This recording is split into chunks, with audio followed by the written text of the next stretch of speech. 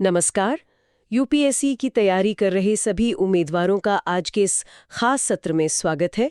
आज 12 सितंबर 2025 है और हम आज की ज़रूरी समसामयिक घटनाओं पर बात कर रहे हैं। ये इसका पहला भाग है। हो सकता है कुछ टॉपिक्स पर हमने पहले भी बात की हो, तो आपके लिए एक अच्छा रिवीजन भी हो जाएगा ये। आज हम कई अलग-अलग चीज़ों पर बात करने वाले हैं, मतलब सांस्कृतिक मंच, त्योहारों से लेकर बिल्कुल। नई वैज्ञानिक खोजें, डिफेंस टेक्नोलॉजी, पर्यावरण के मुद्दे और हाँ, स्वास्थ्य चेतावनियां भी हैं। तो काफी कुछ है आज। तो चलिए फिर शुरू करते हैं।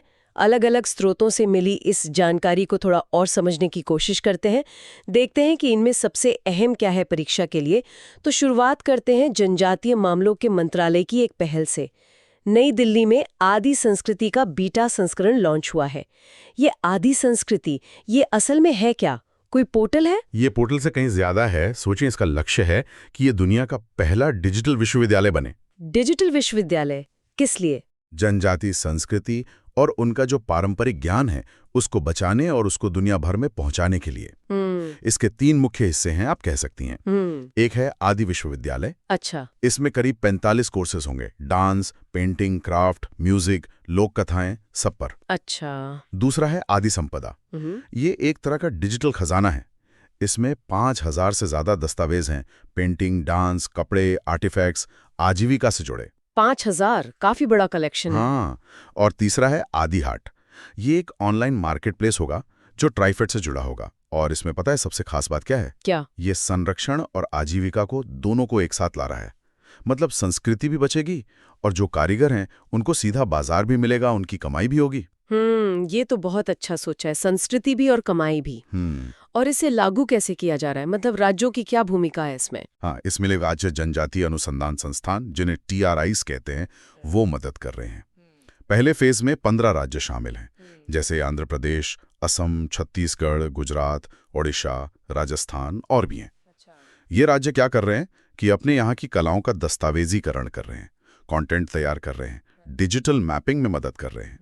तो ये पूरी पहल दिखाती है कि कैसे डिजिटल इंडिया का इस्तेमाल हम जनजातीय विकास और उनकी विरासत बचाने के लिए कर सकते हैं। और हाँ, यहाँ ट्राइफेड का जिक्र करना भी जरूरी है। मतलब भारतीय जनजातीय सहकारी विपणन विकास महासंघ।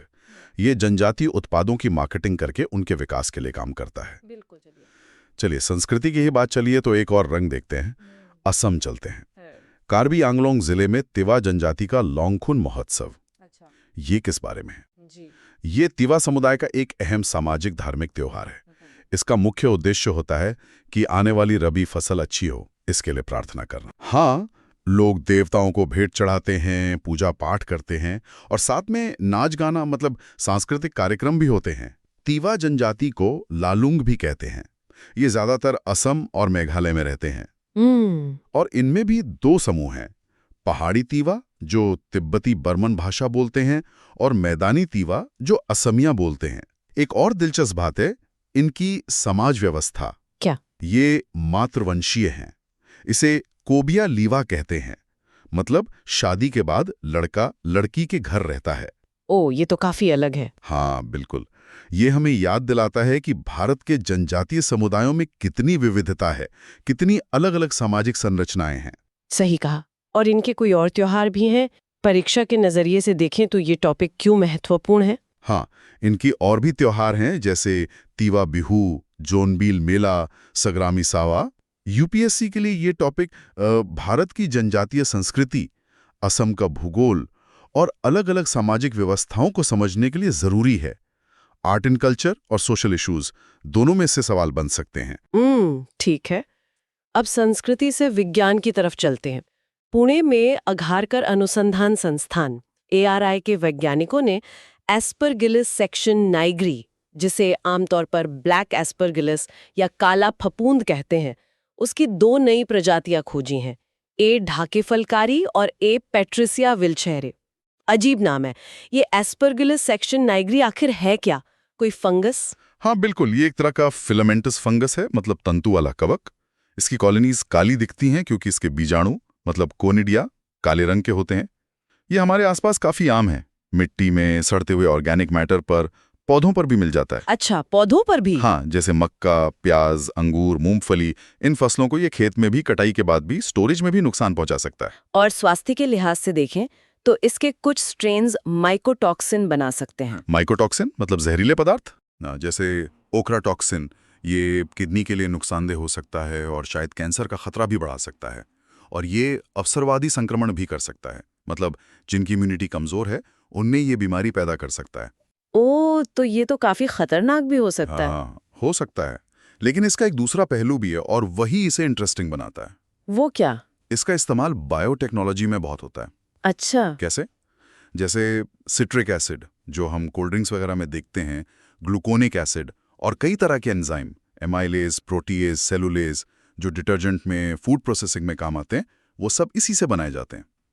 फार्मा इंडस्ट्री में, बायो इंजीनियरिंग में भी इसका इस्तेमाल होता है। अरे वाह, मतलब ये नुकसान भी करता है और फायदेमंद भी है। बिल्कुल, सूक्ष्म जीवों का यही दोहरा चरित्र है। तो ये topic science and tech, agriculture और हेल्थ तीनों के लिए इंपॉर्टेंट है। विज्ञान की बात हो रही है तो एक और बड़ी दिलचस्प खोज पर आते हैं।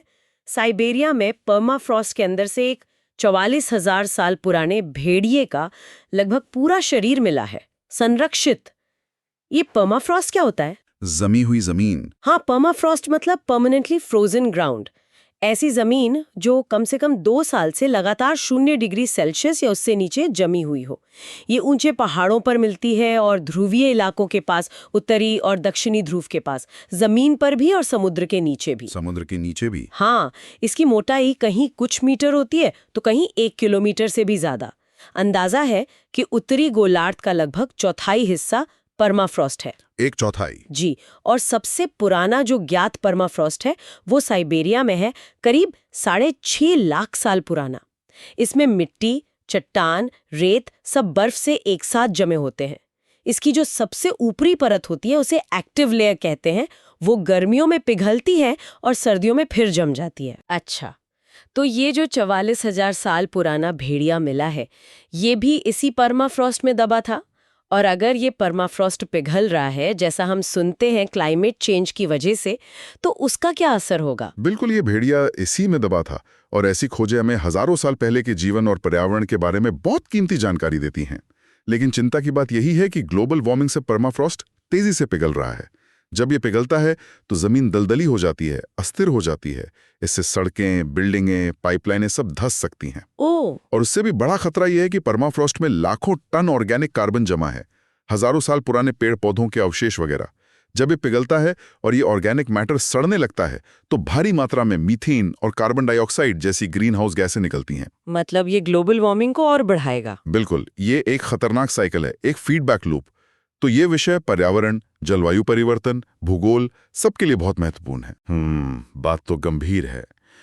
चलिए अब जरा देश की अर्थव्यवस्था की तरफ चलते हैं। सहकारिता क्षेत्र से जुड़ी एक खबर है। नेशनल कोऑपरेटिव एक्सपोर्ट्स लिमिटेड यानी NCEL और एपीडा के बीच एक समझौता हुआ है। ये NCEL क्या है और इस समझौते का मकसद क्या है?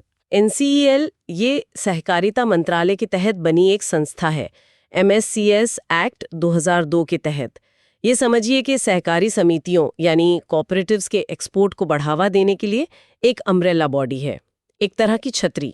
अच्छा, अम्ब्रेला बॉडी। हाँ, इसका मुख्य उद्देश्य है कि जो भी प्रोडक्ट्स या सर्विसेज कोऑपरेटिव्स बनाते हैं उन्हें ग्लोबल मार्केट में कॉम्पिटिटिव बनाना। इसे अमूल, इफ्को, क्रिफ्को, नेफिड, NCDC जैसी बड़ी सहकारी संस्थाओं ने मिलकर प्रमोट किया है। बड़े नाम है सब। जी, और कोई भी कोऑपरेटिव सोसाइटी जो एक्सपोर्ट करना चाहती है वो इसकी सदस्य बन सकती है। हेडक्वार्टर दिल्ली में है। इसका काम क्या है? खरीद से लेकर storage, processing, marketing, branding, packaging, certification, R&D, finance, technical guidance, training, market intelligence, मतलब एक्सपोर्ट से जुड़ा हर काम। यानी कोऑपरेटिव्स की पूरी मदद करना। बिल्कुल। कुल मिलाकर ये भारत के एक्सपोर्ट को, खासकर एग्रीकल्चरल एक्सपोर्ट को बढ़ाने के लिए सहकारिता आंदोलन की ताकत का इस्तेमाल करने की एक बड़ी पहल है। सहकार से समृद्धि का विजन अब ग्लोबल लेवल पर। ये अर्थव्यवस्था, सहकारिता, कृषि और अंतर्राष्ट्रीय व्यापार, इन सब विषयों के लिए जरूरी टॉपिक है। अब अर्थव्यवस्था से चलते हैं रक्षा प्रौद्योगिकी की ओर। यमन के तट से एक थोड़ी कह सकते हैं अजीब सी खबर आई थी कि एक अमेरिकी हेलफायर मिसाइल किसी UFO जैसी चीज से टकराई और बिना फटे वापस मुड़ गई। अब हम इस खबर की पुष्टि तो नहीं कर रहे हैं, जैसा रिपोर्ट हुआ वो बता रहे हैं, पर इस वजह से हेलफायर मिसाइल फिर चर्चा में है। ये मिसाइल आखिर है क्या? हेलफायर यानी AGM-114 ये अमेरिका की एक बहुत सफल टैक्टिकल मिसाइल है। ये मुख्य रूप से हवा से जमीन पर मार करने वाली मिसाइल है। लेजर गाइडेड है, सबसोनिक है, मतलब आवाज की गति से धीमी चलती है, और इसकी सबसे बड़ी पहचान है टैंकों को तबाह करने की इसकी क्षमता। Anti tank missile. अच्छा, एंटी टैंक। हाँ, पर एक और दिलचस्प बात है, इसे जरूरत पड़ने पर हवा से हवा में भी इस्तेमाल कर सकते हैं, खासकर हेलीकॉप्टर या धीमे चलने वाले विमानों के खिलाफ। ओ, हवा से हवा में भी? जी, अमेरिकी सेना तो इसे इस्तेमाल करती ही है, करीब 30 और सहयोगी देश भी करते हैं। इसका डेवलपमेंट 1970s में शुरू हुआ था, उस समय सोवियत संघ के टैंकों का मुकाबला करने के लिए। और इसकी ताकत क्या है? आजकल तो ड्रोन्स पर भी मिसाइलें लगती हैं, क्या ये भी उनमें से है? हाँ, ये टैंक, बंकर, इमारतें, हेलीकॉप्टर, ऐसे कई टारगेट पर बिल्कुल सटीक निशाना लगा सकती है। और आपने सही कहा, इसका इस्तेमाल प्रेडेटर, रीपर, ग्रे ईगल जैसे अमेरिकी ड्रोन्स यानी UAVs पर बहुत ज्यादा होता है। अच्छा। इसका वजन करीब 45 से 49 किलो और साइज इसे ड्रोन्स के लिए एकदम सही बनाता है। रेंज आमतौर पर 7 से 11 किलोमीटर होती है। इसका जो लेटेस्ट वर्जन है AGM-114R रोमियो, वो मल्टीपर्पज है। उसे कई तरह के प्लेटफॉर्म से लॉन्च कर सकते हैं, हवाई जहाज, समुद्री जहाज, जमीनी गाड़ियां। सेमी एक्टिव लेजर गाइडेंस है इसमें। तो डिफेंस टेक्नोलॉजी और इंटरनेशनल रिलेशंस के लिहाज से ये जानकारी काम की है। चलिए अब तकनीक की इन ऊंचाइयों से उतरकर फिर जमीन से जुड़ते हैं, एक बहुत ही संवेदनशील और महत्वपूर्ण मानवीय पहलू पर आते हैं। ओडिशा की बोंडा जनजाति। हाल ही में वहां के राज्यपाल ने बोंडा घाटी, जो इनका घर है, उसके विकास पर जोर दिया है। ये बोंडा जनजाति कौन है और इनके बारे में क्या खास बात है? बोंडा जनजाति ओडिशा के मलकानगिरी जिले के बहुत ही दुर्गम पहाड़ी इलाकों में रहती है, खासकर खैरापुट ब्लॉक में।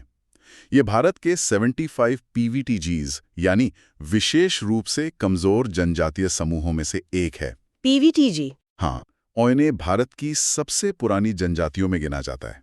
इनका संबंध ऑस्ट्रो एशियाटिक वंश से माना जाता है। इनकी भाषा है रेमो। ये भी ऑस्ट्रो एशियाटिक परिवार की है और बाकी भारतीय भाषाओं से एकदम अलग है। इस वजह से बाहर के लोगों से इनका कम्युनिकेशन मुश्किल होता है।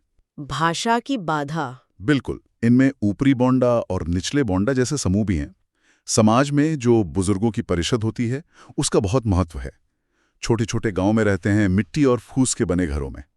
इनकी कला दिखती है इनके बर्तनों में, औजारों में और खासकर इनके कपड़ों और गहनों में। महिलाएं कम कपड़े पहनती हैं, लेकिन बहुत सारे गहने पहनती हैं। पुरुष भी खास तरह की पोशाक पहनते हैं। ये प्रकृति और अपने पूर्वजों की आत्माओं को मानते हैं, जीववादी हैं, और इनकी अर्थव्यवस्था आज भी काफी हद तक खेती, शिकार और जंगल से चीजें इकट्ठा करने पर ही टिकी है। चिंता की बात यह है कि इनकी साक्षरता दर बहुत कम है, सिर्फ 6%, और इनकी आबादी भी लगातार घट रही है। इन्हें लगभग विलुप्त भी कहा जाता है। सिर्फ 6% साक्षरता और घटती आबादी, ये तो वाकई चिंताजनक है। पीवीटीज का मुद्दा क्यों महत्वपूर्ण है, खासकर यूपीएससी एस्पिरेंट्स के लिए? देखिए, पीवीटीजीज का संरक्षण, उनका विकास, उनकी जो अनूठी संस्कृति है उसे बचाना, ये सब बहुत बड़ी चुनौतियां हैं। ये टॉपिक सीधे सीधे सामाजिक न्याय, जनजातीय कल्याण, मानव विकास सूचकांक, समावेशी विकास, इन सब से जुड़ा है। एंथ्रोपोलॉजी ऑप्शन वालों के लिए तो ये बहुत ही अहम है, और जीएस पेपर 1 सोसाइटी और पेपर 2 सोशल जस्टिस के लिए भी ये बहुत महत्वपूर्ण है। सही कहा। अब जनजातियों के मुद्दों से फिर पर्यावरण और भूगोल की तरफ लौटते हैं। केरल के मशहूर वेम्बनाड झील, खबर है कि वो आजकल इकोलॉजिकल क्राइसिस से जूझ रही है। वजह बताई जा रही है अनियंत्रित टूरिज्म, हाउस बोट्स की भीड़, अतिक्रमण। इस झील की क्या खासियत है वैसे? वेम्बनाड झील ये केरल की सबसे बड़ी और भारत की सबसे लंबी झील है। सबसे लंबी? हाँ, भारत की सबसे लंबी झील। इसके अलग अलग हिस्सों में अलग अलग नाम भी हैं। वेम्बनाड कयाल, पुन्नमदा झील कुट्टानाड में, कोच्चि झील कोच्चि के पास। इसमें 4 मुख्य नदियां आकर गिरती हैं: मीनाचिल, अचनकोविल, पंपा और मणिमाला।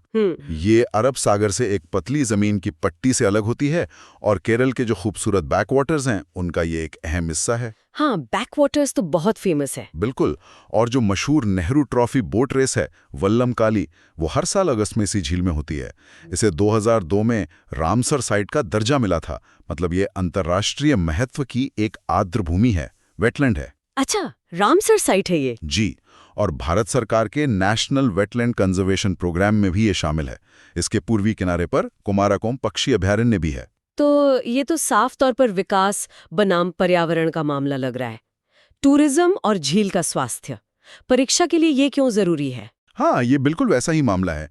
ये दिखाता है कि कैसे आर्थिक विकास जैसे टूरिज्म और पर्यावरण संरक्षण के बीच टकराव हो सकता है, खासकर जब वेटलैंड जैसे नाजुक इकोसिस्टम की बात हो।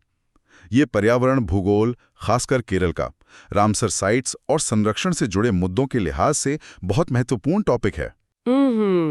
झीलों से अब समुद्र की ओर चलते हैं, अंतर्राष्ट्रीय पानी में। भारतीय नौसेना के ट्रेनिंग जहाज हैं INS तीर और ICGS सारथी। ये हाल ही में रियूनियन द्वीप पहुंचे। और एक और जहाज है INS शार्दुल, वो मॉरिशस गया। ये सब हिंद महासागर में उनकी लंबी तैनाती का हिस्सा है। ये रियूनियन द्वीप कहाँ है और इसका क्या महत्व है? रियूनियन द्वीप ये पश्चिमी हिंद महासागर में है, मेडागास्कर के पूर्व में और मॉरिशस के दक्षिण पश्चिम में। ये एक फ्रांसीसी द्वीप है। फ्रांस का द्वीप हिंद महासागर में? हाँ बिल्कुल। ये मॉरिशस और रोड्रिक्स के साथ मस्करीन द्वीप समूह का हिस्सा है। ये एक ज्वालामुखी से बना है, काफी उबड़-खाबड़ पहाड़ी द्वीप है। यहाँ हिंद महासागर की सबसे ऊंची चोटी भी है, पिटोन डेस नेइज़। और दुनिया के सबसे एक्टिव ज्वालामुखियों में से एक, पिटोन डे ला फोर्नाइज, भी यही है। राजनीतिक रूप से ये फ्रांस का एक विदेशी विभाग है। मतलब इसका दर्जा वैसा ही है जैसा फ्रांस की मुख्य भूमि के विभागों का है। और ये हिंद महासागर में फ्रांस का एक महत्वपूर्ण मिलिट्री बेस भी है। अच्छा। यहाँ फ्रेंच और यूनियन क्रियोल भाषाएं बोली जाती हैं। इकोनॉमी मुख्य रूप से चीनी के एक्सपोर्ट पर चलती है। फ्रांस का हिस्सा हिंद महासागर में और मिलिट्री बेस भी, ये तो रणनीतिक रूप से काफी महत्वपूर्ण जगह लगती है। निश्चित रूप से हिंद महासागर में इसकी लोकेशन इसे स्ट्रैटेजिक इंपॉर्टेंस देती है। भारतीय नौसेना के जहाज़ों का वहां जाना, ये भारत की समुद्री कूटनीति, हिंद महासागर में भारत की बढ़ती सक्रियता और फ्रांस के साथ भारत के रक्षा सहयोग को दिखाता है। तो ये topic international relations, world geography और इंडियन ओशन रीजन की जियोपॉलिटिक्स को समझने के लिए काफी अहम है। बिल्कुल। और अब आज के आखिरी टॉपिक पर आते हैं। ये एक स्वास्थ्य चेतावनी है। आंध्र प्रदेश के तूरा का पालेम गांव में मेलियोडोसिस नाम की बीमारी का मामला सामने आया है। ये मेलियोडोसिस क्या है? कोई नई बीमारी है? ये एक संक्रामक रोग है। ये एक बैक्टीरिया से होता है जिसका नाम है बुर्कहोल्डेरिया स्यूडोमलेई। ये बैक्टीरिया मिट्टी और पानी में पाया जाता है। इस बीमारी को विटमोर रोग भी कहते हैं। विटमोर रोग? हाँ, ये ज्यादातर बरसात के मौसम में फैलता है। चिंता की बात यह है कि इसकी मृत्यु दर यानी CFR काफी ज्यादा है, 16 से 50% तक। 50% तक? ये तो बहुत ज्यादा है। हाँ, काफी ज्यादा है। ये दक्षिण पूर्व एशिया, उत्तरी ऑस्ट्रेलिया, भारतीय उपमहाद्वीप, दक्षिणी चीन, हांगकांग, ताइवान, इन इलाकों में ज्यादा पाया जाता है। और जिन लोगों को डायबिटीज है या किडनी या फेफड़ों की कोई पुरानी बीमारी है या जो शराब ज्यादा पीते हैं, उनमें इसका खतरा ज्यादा होता है। और ये फैलता कैसे है? और क्या इसका कोई इलाज या टीका है? ये मुख्य रूप से दूषित मिट्टी या पानी के संपर्क में आने से फैलता है, खासकर अगर स्किन पर कोई कट या घाव हो, या फिर दूषित धूल या पानी की बूंदें सांस के जरिए अंदर चली जाएं, उससे भी हो सकता है। तेज बारिश, तूफान, बाढ़ जैसी घटनाओं के बाद इसके मामले बढ़ सकते हैं। अच्छा। इसके लक्षणों में बुखार, सिरदर्द, सांस लेने में दिक्कत, पेट या सीने में दर्द, ये सब शामिल हैं। फिलहाल इसके लिए कोई वैक्सीन नहीं है। इलाज एंटीबायोटिक से होता है। कोई वैक्सीन नहीं है? नहीं, ये हमें याद दिलाता है कि हमारे पर्यावरण में कैसे कैसे रोगजनक मौजूद हैं और कैसे क्लाइमेट चेंज से जुड़े स्वास्थ्य जोखिम बढ़ रहे हैं। हेल्थ, बीमारियां, माइक्रोबायोलॉजी और पर्यावरण स्वास्थ्य का कनेक्शन, इन सभी नजरों से ये टॉपिक महत्वपूर्ण है। तो ये थे आज के कुछ अहम विषय।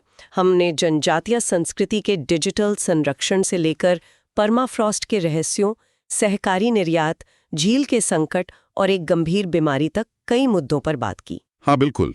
और आज की चर्चा से एक बात और साफ होती है कि कैसे स्थानीय मुद्दे, चाहे वो वेम्बनाड झील का पर्यावरण हो, बोंडा जनजाति की परंपरा हो या किसी गांव में फैली बीमारी, वो कैसे ग्लोबल ट्रेंड्स, राष्ट्रीय नीतियों और यहाँ तक कि अंतर्राष्ट्रीय संबंधों से भी जुड़े हैं। सही कहा। हमने माइक्रोब्स के दोहरे चरित्र से लेकर मिसाइलों के विकास और हिंद महासागर की भू राजनीति तक कई परतें देखी।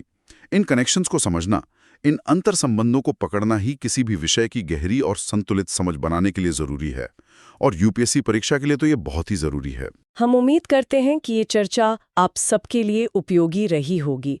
हम आपको प्रोत्साहित करेंगे कि इन विषयों पर और जानकारी जुटाएं। अगर आपको ये सत्र पसंद आया हो तो कृपया लाइक और सब्सक्राइब जरूर करें। 12 सितंबर की समसामयिक घटनाओं के विश्लेषण के पहले भाग का यहीं समापन करते हैं। धन्यवाद।